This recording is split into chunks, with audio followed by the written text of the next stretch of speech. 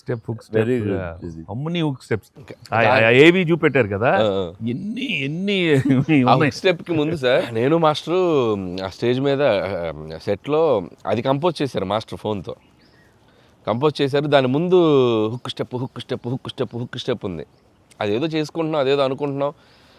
ఈ దూరం నుంచి చూస్తున్నారు సార్, చూశారు వచ్చి పైకి వచ్చి ఏదో శంకరాద్ ఎంబీబీఎస్ చూడు ఇట్లా ఇట్లా ఏదో అంటున్నారు. అనగానే అసలు మాకేం చెప్పలా, రోల్ చేయండి కెమెరా అన్నారు.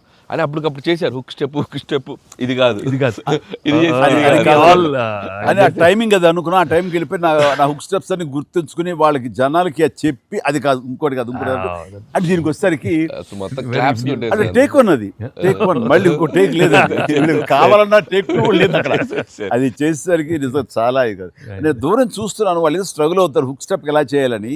ఇది మాత్రం నీట్ గా చేసిస్తారు. హుక్ స్టెప్ మాత్రం ఏం చేద్దామని ఏదో ఆడు ప్రియ అట్టమంటాం అలాంటి కూతు డాన్స్ వేస్తారు.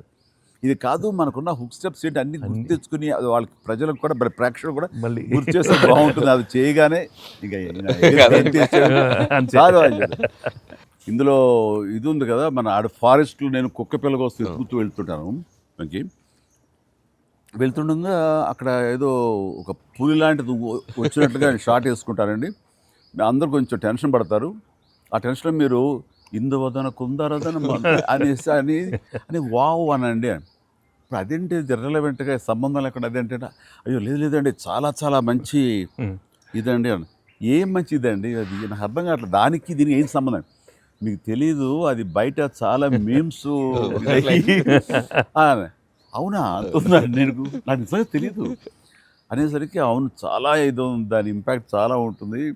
మనం ఏదో మీమ్స్ చేశారు ఆ మీమ్స్కి వాళ్ళకి అవకాశం ఇవ్వకుండా మీరే ఎదురొచ్చేసేయండి అంటూ ఏదో చెప్పండి. వావ్ సార్ మీరు అలా వావ్ అన్నారు. మనకు సంక్రాంతికి అతిపెద్ద బ్లాక్ బస్టర్ వచ్చేసింది సార్. వావ్ కానీ నీ ఎనర్జీగా నువ్వు కానీ అంతా ఇంత కాదయ్యా. అంటే నువ్వేమనుకున్నావు అది రాబట్టడానికి మమ్మల్ని హింసిస్తావా కన్విన్స్ చేస్తావా ఏం చేస్తావో తెలీదు.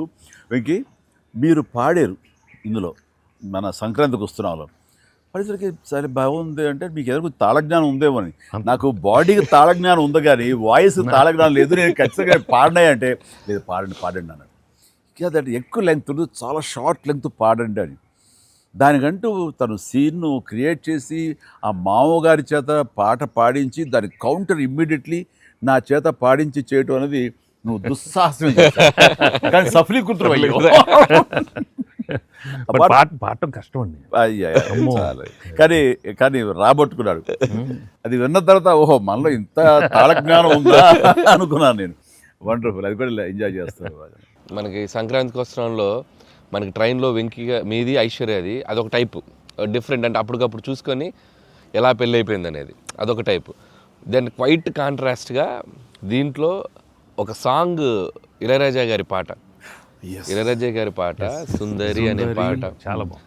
మనకు ఒకరినొకరు చూసుకుంటూ ఆ సైన్ లాంగ్వేజ్ చేస్తూ సైకిల్ చేసుకుంటూ పాడటం అనేది అసలు చాలా మంది చాలా క్యూట్ గా ఉందన్నారు. మీరు చాలా క్యూట్ గా సార్ అదేంటి సార్ ఎప్పుడన్నా మీరు కాదు సార్ ఇది ఒకటి అనిపిస్తుంది మీరు ఫీల్ అవ్వకూడదు మరి ఆన్ కెమెరా అడుగుతున్నాను సార్.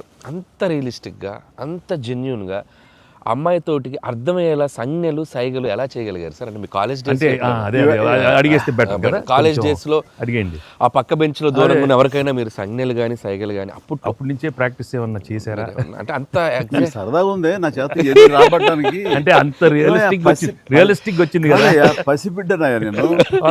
కాలేజ్ అయిందో లేదో వెంటనే చేరాను, వెంటనే తీసుకెళ్లి తాళి కట్టించారా అస్సలు. సార్ మీరు ఎప్పుడైనా ఎవరికైనా సైకిల్ చేశారా సార్? అయ్యో బాగా అయ్యో మొహాలు పెడతాడమ్మా ఏంటమ్మా ఓ గుర్తించుకుంటున్నావా? అంటే abroad when you are studying MBA no sir family man తన మీద ఎప్పుడు అట్లా లేదు. నీకేంటి ఆ సీన్ కన్సీవ్ చేసింది నువ్వు.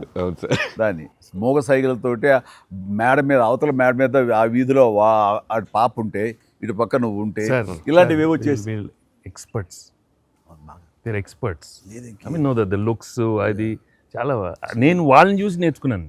నేను అనిల్ని చూసి కొన్ని అప్పుడప్పుడు యాక్టింగ్ అన్నీ వీళ్ళన్నీ మోస్ట్ మిస్చిఫస్ అదే వాళ్ళకి బట్ ఎనర్జెటిక్. వాళ్ళే మనకి ఎలా యాక్ట్ చేసి చూపిస్తారంటే వాళ్ళు ఎంత నైపుణ్యం సాధించుంటారు, ఎంత ప్రాక్టీస్ అంటే ఎంత రియలిస్టిక్ గా దానిలో దూరిపోయి అవతల వాళ్ళు. సార్ ఈ పండుగ నుంచి నెక్స్ట్ పండుగ వరకు నాకు అయిపోయింది సార్, అయిపోయింది. మంచి మంచి కంటెంట్ సార్ ఇది. ఖచ్చితంగా మీ ఎక్స్పీరియన్స్ మీ ఇది హావభావాలని మా చేత చేయించారు. అంటే ఉందనుకొని ఫీల్ అయ్యి రాస్తాం సార్. ఓకే, ఉందిలే చెప్పమ్మా.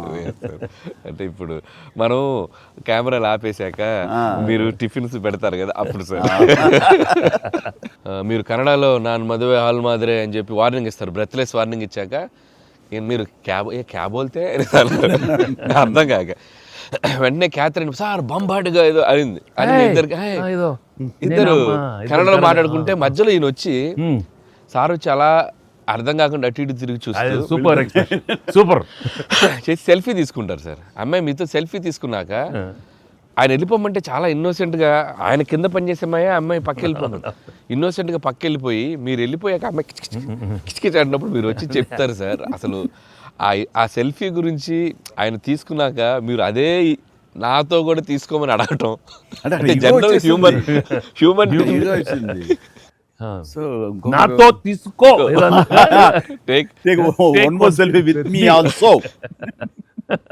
కుళ్ళు వచ్చేసింది నాకు. అది బిజినెస్ మ్యాన్ అంటే ఎలా ఉంటారు, ఇంత పొట్ట వేసుకుని చాలా ఇదిగా ఉంటారు. సో దిగుతాడు చూడు అని బాడీ లాంగ్వేజ్. ఇంకోటి ఇంట్లో కూర్చున్నా మనం వేరే ఇదేంటమ్మా నువ్వేంటి మరి అమ్మాయి అప్పుడు నీకు వదిలేసి వెళ్ళిపోయావు అంటే నాకు ఇది మొదటి పిల్ల అనుకున్నావా, నాకు ఆల్రెడీ అయిపోయింది. అండ్ ఈ సినిమా సక్సెస్ అయిన తర్వాత సార్ నాకు ఠాగూర్ సినిమా గుర్తొచ్చింది సార్. ఠాగూర్ సినిమాలో మీరు అరెస్ట్ అయినప్పుడు మొత్తం మీరు ఏసీఎఫ్ ఒక బ్రాంచ్ పెడితే దాంట్లో ఉన్న మీ దగ్గర పనిచేసే వాళ్ళందరూ రోడ్ల మీదకి వచ్చేసి మిగులు ఇచ్చేస్తారు కదా. ఈ సినిమా సక్సెస్ అయిన తర్వాత మీ ఫ్యాన్స్ అందరు సార్ ఎక్కడెక్కడెక్కడెక్కడెక్కడ డీప్ రూట్స్ వాళ్ళందరూ బయటకు వచ్చేసారు, బయటకు వచ్చేసారు, థియేటర్స్కి వచ్చారు, మిమ్మల్ని మీ ఫోటోలు ముద్దులెట్టుకున్నారు, సెలబ్రేట్ చేసుకున్నారు. And it's a very very very big gift. ప్రేక్షకులు సినిమాని చూసే ప్రేక్షకులకి ఎంత గిఫ్టో మిమ్మల్ని పర్సనల్గా అడ్మైర్ చేసే మీ ఫ్యాన్స్ అందరికీ ఇది ఇది ఇది మాత్రం మిమ్మల్ని సెలబ్రేట్ చేసుకుంటున్నారు సార్. అదొకటి నేను అబ్జర్వ్ చేశాను. అవకాశం ఇచ్చింది నువ్వే అనిల్, ఎందుకంటే నీకు చిన్నప్పటి నుంచి నీకున్న డాన్సింగ్ మీద ఇంట్రెస్ట్ తోటి నా సినిమాలు చూస్తూ ఆ సినిమాల్లో ఆ డ్యాన్స్ని ప్రాక్టీస్ చేస్తూ ఒక ఇష్టం ఏర్పరచుకున్నావు. అండ్ ఎలాగా ప్రజెంట్ చేసే ఇష్టపడతారు అనేది తరోగా ఆ మాస్ పల్స్ తెలిసిన వాడే నువ్వు.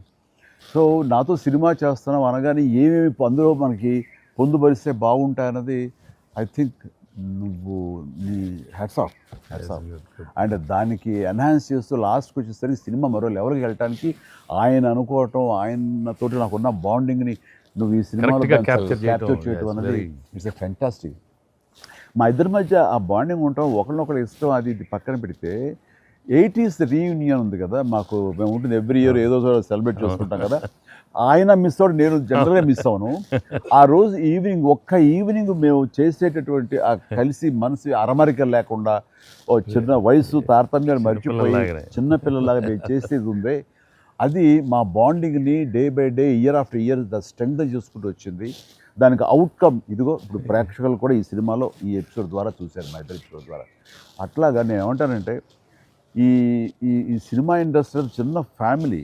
ఈ చిన్న ఫ్యామిలీలో మన మధ్య పొరపచ్చలు, మన మధ్య మిస్అండర్స్టాండింగ్లు, ఈగోలు ఇవేమి లేకుండా ఒక్కసారి మనసుని ఓపెన్ చేసి అందరం నటీనటులు కానీ, అందరు హీరోలు కానీ, హీరోయిన్లు కానీ మనంతా ఒక ఫ్యామిలీ అనే విధంగా మనం అనుకుని ఏదో ఒక అకేషన్ ఏదో విధంగా మనం కలిసి ఒకళ్ళ మనసు ఒకళ్ళు అర్థం చేసుకునేలా బిహేవ్ చేస్తే దాని ఇంపాక్ట్ సినిమా మీద పడుతుంది, సినిమాలో కనబడుతుంది.